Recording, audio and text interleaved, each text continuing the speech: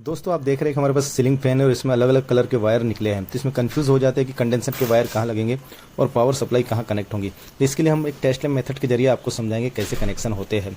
लेकिन एक जानकारी के लिए मैं बता दूं कि कभी भी रेड वायर कॉमन होता है, किसी भी वायर में ऐसे कनेक्शन मिले तो पहले हम रेड के साथ कनेक्शन लेंगे। तो देखिए लैम्प कंटिन्यूटी दे रहा है और रेड और ब्लू के साथ भी कनेक्शन दे रहा है, और ब्लू और ब्लैक में बिल्कुल कंटिन्यूटी एकदम कम आ रही है, यानी कि ये टोटल कॉइल सीरीज में है। और रेड के साथ कंटिन्यूटी दे रहा है, यानी रेड हमारा कॉमन हो गया है, और बच्चे वाले जो दो वायर है ये हमारे कंडेंसर के लिए है। आगे हम इसको कनेक्ट करके आपको टेस्ट करके रन करके दिखाएंगे। अब ये देखो ये दोनों सीरीज में आ रहे हैं। अब ये कंडेंसर के वायर यहाँ कनेक्ट हो जाएंगे और हम आगे आपको टेस्ट करके दिखाएंगे। अब ये कनेक्शन हो गया फाइनली, हमारे रेड और ब्लैक के साथ में क्लॉकवाइज में रन हो रहा है और ब्लू के साथ में एंटी क्लॉकवाइज में ये रन हो रहा है। तो कभी भी आप किसी भी फैन को अगर एंटी क्लॉकवाइज चल रहा है तो कंडेंसर के वायर को चेंज करेंगे, यानी कंडेंसर पे जाने वाले न्यूट्रल को चेंज करेंगे तो उसका रोटेशन आप चेंज कर सकते हैं। और रेड वायर को छेड़ने की जरूरत नहीं, क्योंकि रेड वायर कॉमन है।